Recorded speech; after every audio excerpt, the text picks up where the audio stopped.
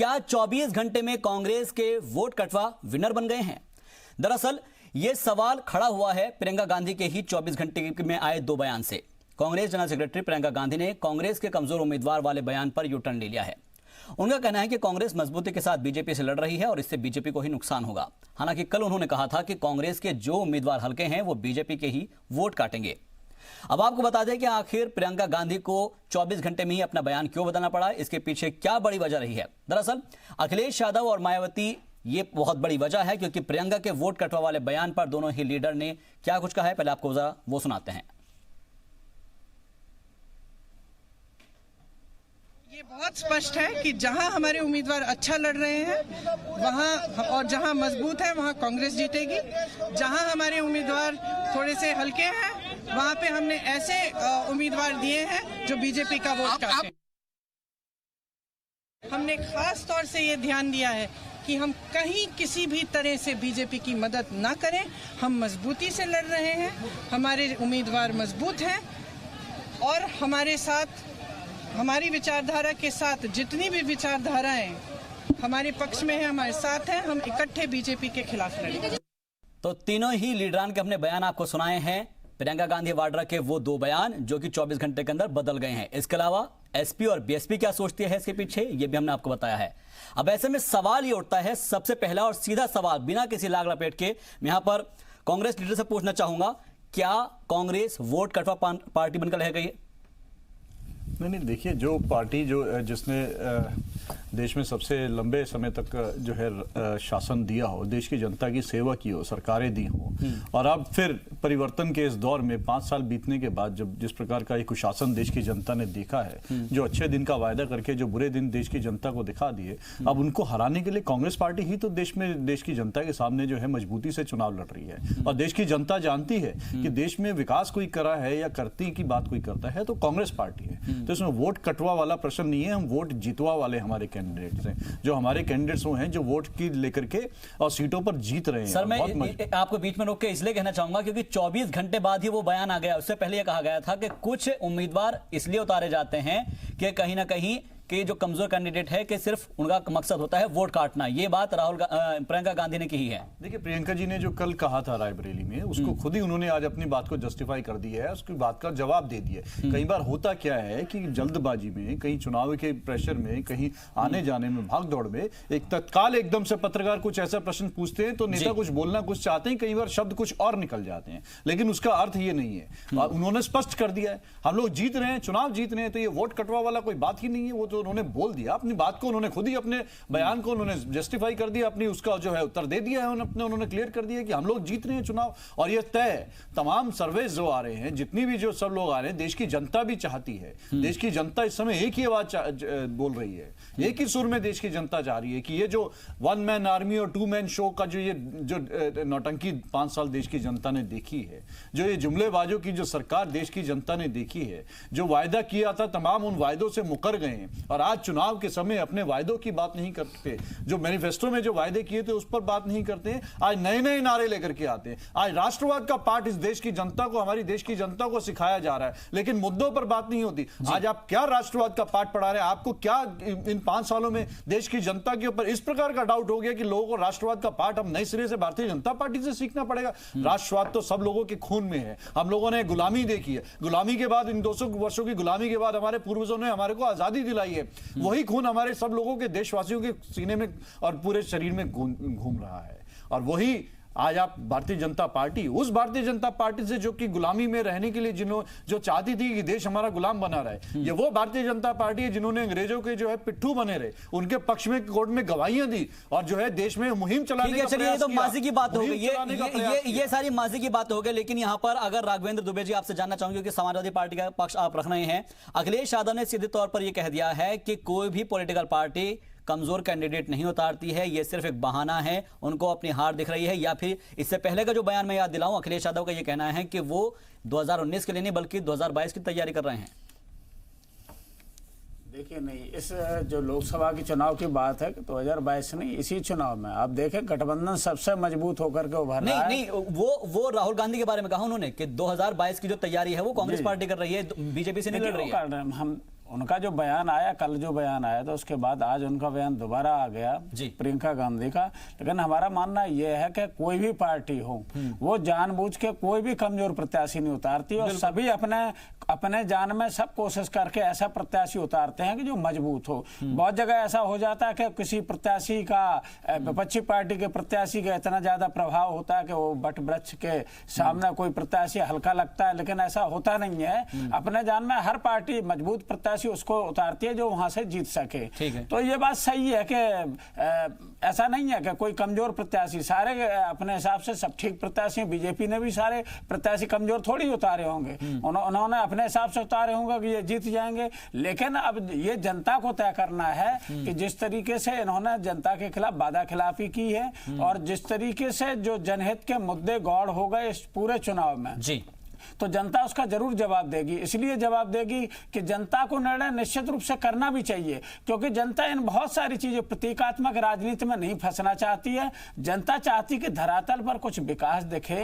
राष्ट्रवाद की जहां तक बात है, राष्ट्रवाद की बहुत सारी बातें हो रही हैं। सारी जो जनता है देश की, वो निश्चित रूप से देशभक्त है, राष्ट्रवादी है। इसे बार बार उसी चीज को सिखाना वो अच्छी बात नहीं है। बात यह होना चाहिए कि 2014 में कौन कौन से वादे करके आप आए थे, और जनता उस पर ही लेकिन सर वो सारे वादे जो है वो सब पीछे के पीछे होते नजर आए। ठीक है, मैं इसके ऊपर लौटूंगा दोबारा से। लेकिन डॉक्टर विशाल मिश्रा, क्योंकि एज ए पॉलिटिकल एनालिस्ट आपने बहुत सारी पॉलिटिक्स को देखा होगा और अभी भी देख रहे होंगे, क्या लगता है उत्तर प्रदेश का जो समीकरण है वो कहीं ना कहीं गड़बड़ाता हुआ नजर आ रहा है? पहले ये हो रहा था कि सारे लोग एक साथ आ जाएंगे, अजीम इत्तेहाद बनेगा और बीजेपी के खिलाफ होगा। अब यहां पर एसपी बीएसपी मिलकर एक साथ कांग्रेस पर अटैक कर रहे हैं, बीजेपी भी कांग्रेस पर अटैक कर रही है। मतलब एक दूसरे के ऊपर जब अटैक किया जा रहा है तो जाहिर तौर पर इससे फायदा किसको पहुंच रहा है? देखिए, ऐसा है कि मैं तो सबसे पहले प्रियंका गांधी जी के उस स्टेटमेंट का बात करना चाहूँगा जो उन्होंने कल कहा कि जो मजबूती से लड़ रहे हैं वो तो लड़ रहे हैं, और जो मजबूती से नहीं लड़ रहे हैं वो एटलीस्ट बीजेपी का वोट काटेंगे। तो इनडायरेक्टली तो आपने हार अपनी पहले ही स्वीकार कर ली। पहली बात तो ये। दूसरी बात ये कि आप उन कैंडिडेट जो मजबूती से चुनाव लड़ रहे हैं उनको क्लासिफाई करने की क्या आवश्यकता है कि कौन जीत रहा है, कौन हार रहा है। और जो हार रहा है वो एटलीस्ट जीतेगा तो नहीं, लेकिन वो वोट काटेगा। इसका मतलब कि ये कहीं ना कहीं जो एसपी बीएसपी का गठबंधन है उसको अप्रत्यक्ष रूप से समर्थन है। बिल्कुल, पहली बात। ठीक। इसकी बैकग्राउंड में जाने के लिए आपको 2017 के चुनाव में जाना होगा जी। तब कांग्रेस का एसपी के साथ अलायंस हुआ था जी, और उसकी भी पृष्ठभूमि को देखने के लिए आपको इसके पहले 2009 का लोकसभा का इलेक्शन देखना होगा। 2009 के लोकसभा इलेक्शन में कांग्रेस 21 सीटें जीती थी। इन 21 सीटों में 18 सीटें वो ईस्ट यूपी से लेकर आई थी, और ये वही ईस्ट यूपी है जिसकी प्रियंका जी की जिम्मेदारी बनती है, जिनको जिम्मेदारी दी गई है जी। तो ये जो ईस्टर्न यूपी है, ईस्टर्न यूपी की जनता को क्या बेवकूफ समझा गया है? जनता बेवकूफ है। हम जीतेंगे तो नहीं, लेकिन हम वोट काट देंगे। That means this is not a progressive politics. Somehow you are supporting the other one to take the advantage. लेकिन उनकी तरफ से तो ये कहा जा रहा है कि 2019 के अंदर तो वो लड़ ही नहीं रहे, 2022 का उनका प्लान है। अखिलेश यादव सीधे तौर पर ये कह चुके हैं और इसलिए जो है लगातार कांग्रेस पर अट्रैक्टिव मूड में हैं। जी नहीं, 2022 तो अभी 3 साल है, गठबंधन हुआ है। आपका स्टेटमेंट हमारे कैंडिडेट जीत रहे हैं, जो नहीं जीत रहे हैं वो एटलीस्ट हार रहे हैं, ये कहीं ना कहीं इलेक्शन से पहले भी ये बात आई थी कि शायद ये अप्रत्यक्ष रूप से समर्थन है। जनता बेवकूफ नहीं है। आप और दूसरी बात तो मैं तो ये कहना चाहूंगा कि इससे तो जो कैंडिडेट लड़ रहे हैं जी, उनका मनोबल टूटेगा। बिल्कुल, आपने उनको अपनी सीट से उतारा है, वो आपको रिप्रेजेंट कर रहे हैं और आप पब्लिक में बयान दे रहे। देखिए, प्रियंका गांधी जी कोई आम नागरिक नहीं है। बिल्कुल, वो एक पार्टी की सेक्रेटरी हैं, उनको ईस्टर्न यूपी की जिम्मेदारी दी गई है। तो उनका एक एक शब्द, एक एक वर्ड जो पब्लिक डोमेन में आता है उसका बड़ा मतलब होता है। बिल्कुल। तो आप अपनी जिम्मेदारी से पल्ला नहीं झाड़ सकते कि कल आप स्टेटमेंट देंगे कि हम वोट काट लेंगे। बिल्कुल, आज आप कहेंगे कि नहीं, हमारे कहने का मतलब ये नहीं था। ठीक। तो व्हाट डू यू थिंक? मतलब पीपल, जनता बेवकूफ है। आप कुछ भी कह देंगे, हम सुन लेंगे। ठीक है ऋषि जी, क्योंकि जाहिर तौर के ऊपर मैं क्योंकि वर्ड बाय वर्ड वो चीज बोलना चाह रहा हूं, हर सीट जीतने के लिए नहीं होती है और हारने वाली सीटों पर हमने वोट काटने वाले कैंडिडेट्स को उतारा है। ये बाकायदा स्टेटमेंट था और इसी को लेकर जब बयान ज्यादा बढ़ते चले गए, बयानबाजी होती चली गई और ये कह दिया गया कि क्या कांग्रेस ने उत्तर प्रदेश में अपनी हार मान ली है, हार स्वीकार कर ली है, उसके बाद से ही 24 घंटे के अंदर यू टर्न ले लिया गया है? आप किस नजरिए से इसको देखते हैं? देखिए, प्रियंका गांधी ने जो कल स्टेटमेंट दिया है और आज वो उस स्टेटमेंट से स्टेटमेंट को नकार रही हैं, कहीं ना कहीं जो पॉलिटिकली जो डैमेज होना था कांग्रेस को वो हो चुकी है। तो आप जो कैंडिडेट कहीं न कहीं कांग्रेस का, ऐसे पूर्वांचल में बहुत से ऐसे कैंडिडेट हैं जो कांग्रेस के कैंडिडेट फाइट में हैं जी, लेकिन इस प्रकार के बयानबाजी से, वो भी एक मैच्योर लीडर जो आप उस राज्य के प्रभारी हैं, खासकर उस एरिया के प्रभारी हैं, बिल्कुल, और आप इस प्रकार के स्टेटमेंट देते हैं, जैसे बाराबंकी ऐसे सीट में जहां कांग्रेस ट्रेंगुलर फाइट दे रही है, वहां आप अपने कैंडिडेट को कमजोर कर रही हैं। तो कहीं न कहीं प्रियंका गांधी के स्टेटमेंट से जो पॉलिटिकली डैमेज होना था कांग्रेस को, वो हो चुका है। और खासकर प्रियंका गांधी ऐसे मैच्योर लीडर से इस प्रकार की बयानबाजी की उम्मीद नहीं थी। जहां तक कांग्रेस की बात है तो ऑलरेडी कांग्रेस कमजोर है। 2014 का आप यदि रिजल्ट परसेंटेज, वोट परसेंटेज देखेंगे या रिजल्ट देखेंगे तो सिर्फ 2 एरिया अमेठी और रायबरेली के अलावा कहीं कांग्रेस जीती नहीं थी। यदि आप 2017 विधानसभा को देखेंगे तो कांग्रेस, आप देखिए अमेठी और रायबरेली जो एरिया था जिसमें जितने विधानसभा आते हैं, उनकी जिम्मेवारी प्रियंका गांधी थी और प्रियंका गांधी के रिकमेंडेशन के आधार पर ही टिकट बांटी गई थी। और आप अमेठी के 2017 का रिजल्ट देखेंगे, कांग्रेस एक भी सीट, 5 में से एक भी सीट नहीं जीत पाई और रायबरेली में सिर्फ 2 सीट जीत पाई। तो आप समझ सकते हैं कि कहीं न कहीं प्रियंका गांधी की जो लीडरशिप को लेके इस प्रकार का एक एनवायरमेंट मीडिया द्वारा या सोशल मीडिया में बनाया जाता है कि प्रियंका गांधी के आने के बाद जो कांग्रेस ओवरकम कर रही है, मैं उससे इत्तेफाक नहीं रखता।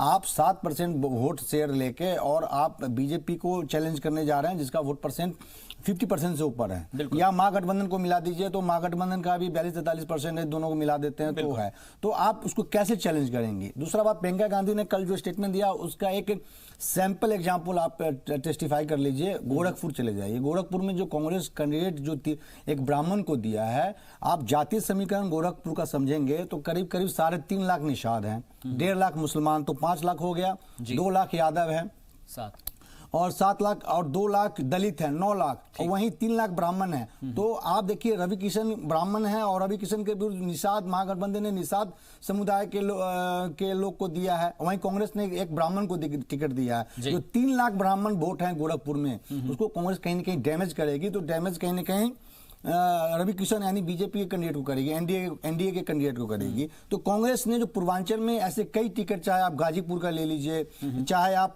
मैंने गोरखपुर का एक एनालिसिस बताया, तो जो इस प्रकार का टिकट बांटा गया है जिससे बीजेपी को डैमेज हो रही है। ओवरऑल आप यदि एनालिसिस करेंगे 80 लोकसभा क्षेत्र का, तो मेजर 60 से 70% कांग्रेस ने ऐसे टिकट जातीय समीकरण साध के दी है जिससे बीजेपी को डैमेज होती है। तो प्रियंका गांधी आज हालांकि अपने स्टेटमेंट से नकार रही हैं, लेकिन यदि आप सीट वाइज एनालिसिस करेंगे तो प्रियंका गांधी ने जो कल कहा है वो बिल्कुल सही कहा है कि वो बीजेपी का मेजर वोट परसेंट काटने के लिए अपने कैंडिडेट को उतारिए। इसी के अंदर मैं एक चीज और ऐड करते हुए आपसे ये पूछना चाहूंगा, क्या ये एक साइलेंट आपका सपोर्ट है? यानी कि क्योंकि अगर आप एक तरीके से कह रहे हैं कि भाई हाँ ठीक है, अगर हमारा कैंडिडेट कमजोर है तो आप हमारे कैंडिडेट को ना जिताकर एसपी बीएसपी गठबंधन को वोट दे दीजिए, क्योंकि मकसद तो सिर्फ ये है कि बीजेपी को हराना। आप इसमें भी महागठबंधन में थोड़ा और डिकोड कीजिए। आप देखेंगे कि महागठबंधन में एसपी को कांग्रेस ने ज्यादा मदद किया इन कंपेरिजन मायावती। आप मायावती को जो सीट मिली है उसमें से आप देखिए कि वहां कांग्रेस ने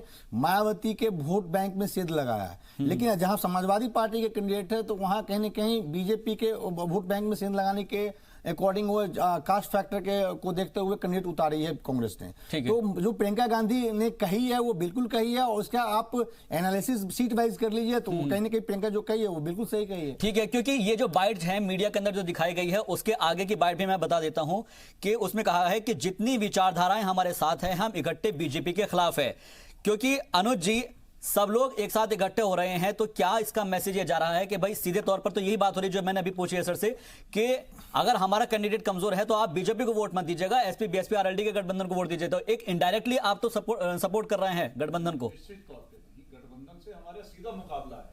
हम उन्होंने हमारे लिए 2 सीटें छोड़ी थी और हमने उनके लिए 7 सीटें छोड़ी शिष्टाचारवश, लेकिन उन 9 सीटों को छोड़ करके शेष 71 सीटों पर उनके सामने आमने सामने हम चुनाव लड़ रहे हैं और कांग्रेस पार्टी समस्त सीटों पर बहुत मजबूती से चुनाव। लेकिन सर अगर आपका बड़प्पन होता तो कहीं ना कहीं आपको यह करना चाहिए था कि वाराणसी से ऐसा या तो कैंडिडेट ना खड़ा करते या फिर इतना ज्यादा इंपॉर्टेंट खड़ा करते कि ताकि कम से कम वो कैंडिडेट मुझे हरा लगता है सके। कि वो कहीं ना कहीं पार्टी की अपनी अपनी रणनीति होती है। पार्टी ने तय किया है कि हम वहां पर हमारा कैंडिडेट हम अपना मजबूती से लड़ाएंगे और हमारा कोई गठबंधन नहीं है उनके साथ। आप गठबंधन शब्द का प्रयोग मत कीजिए, हमारा उनसे कोई गठबंधन कोई तालमेल नहीं है, क्योंकि पहल उन्होंने करी। उन्होंने शिष्टाचारवश हमारे 2 प्रमुख नेताओं के लिए सामने से पिछली लेकिन सर पब्लिक डोमेन में तो ये मैसेज जा रहा है ना कि भाई आप हमारे जो कमजोर कैंडिडेट है, अगर हमारे कमजोर कैंडिडेट को आप वोट नहीं दे पा रहे हैं तो ऐसा है कि आप एसपी बीएसपी को दीजिए, क्योंकि आपका आकलन, उनका मकसद सिर्फ इतना है कि बीजेपी को रोकना है। तो बीजेपी को रोकने के लिए आपका आकलन हो सकता है, लेकिन पब्लिक में कोई इस प्रकार का संदेशा नहीं है।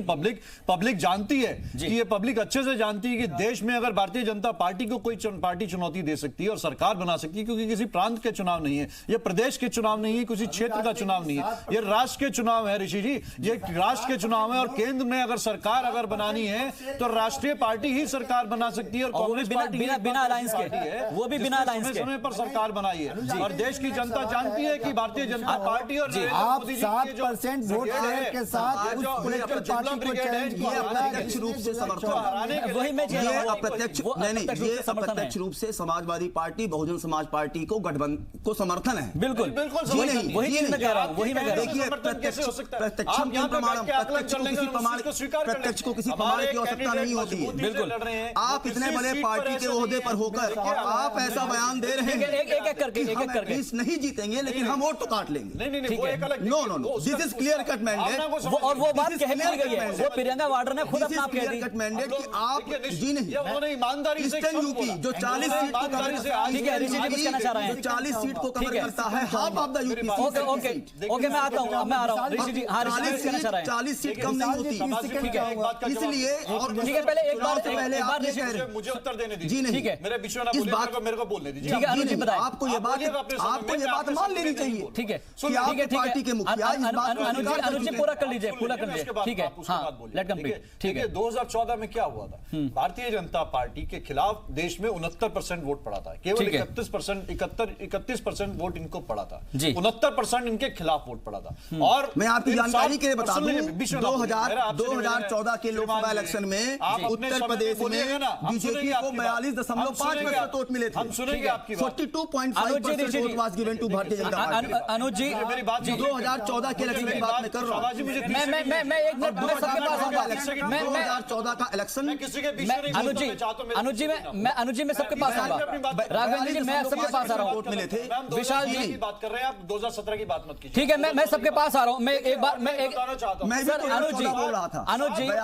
जी विशाल जी 7 प्रदेशों में भारतीय जनता पार्टी को 7 प्रदेशों में ऐसे प्रदेश रहे जहां पर ये कुल मिलाकर के 190 से 92 सीटें एक मिनट 30 सेकंड बाकी शेष अगर भारत में हम चले जाएं तो इनके आधे से ज्यादा कैंडिडेट सर मेरे को एक क्वेश्चन, क्योंकि बीजेपी की में चले जाएं वहां इनको पानी पूछने अनुज जी देखिए कैंडिडेट्स की इनकी जमानतें जब्त हुई। ये बयान उत्तर प्रदेश के विशाल जी इसका रिप्लाई लूंगा मैं। चुनाव है विशाल जी का चुनाव है। विशाल जी अनुज जी मैं आपको बीच में रोकना चाहूंगा, क्योंकि बीजेपी की रिएक्शन बहुत ज्यादा जरूरी हो जाती है। कमर अली साहब हमारे साथ जुड़ गए हैं, लीडर है बीजेपी के।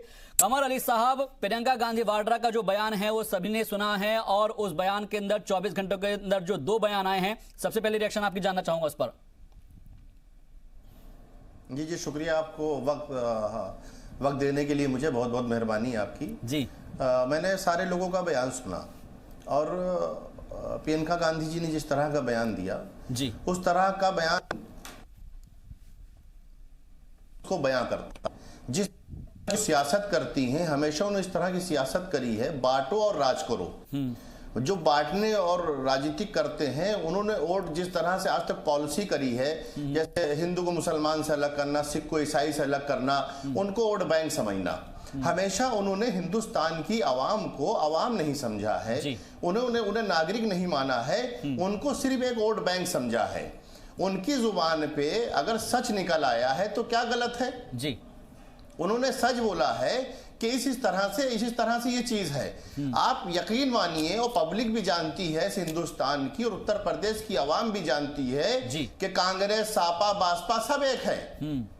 ये सिर्फ दिखावे के लिए कांग्रेस है, लेकिन इस बयान से साबित होता है, अभी तक भारतीय जनता पार्टी ये कहती रही है कि तीनों लोग एक हैं, लेकिन इस बयान से तस्दीक हो जाती है कि भारतीय जनता पार्टी जो कहे जी, इसी बात का जो है हम यहाँ पर जिक्र भी कर रहे हैं कि ये कहीं ना कहीं मिले हुए हैं, क्योंकि जी ठीक है, मैं सर आपको बीच में रोकना चाहूंगा। ऋषि जी कुछ कहना चाह रहे थे, मैं आप सभी की बातों को इसलिए रोकना चाह रहा हूं क्योंकि इस वक्त मुझे ब्रेक के लिए रुकना पड़ रहा है मजबूरन, और इसके बाद हम सवाल इसलिए पूछेंगे क्योंकि वोट कटवा पर जो यू टर्न लिया जा रहा है उसके पीछे की वजूहात क्या है, क्या सब लोग एक साथ मिले हुए हैं, और अगर मिले हुए हैं तो फिर एक साथ गठबंधन क्यों नहीं किया गया है, और अगर गठबंधन नहीं किया गया है तो उसके पीछे की वजह क्या है, यह भी तलाशेंगे।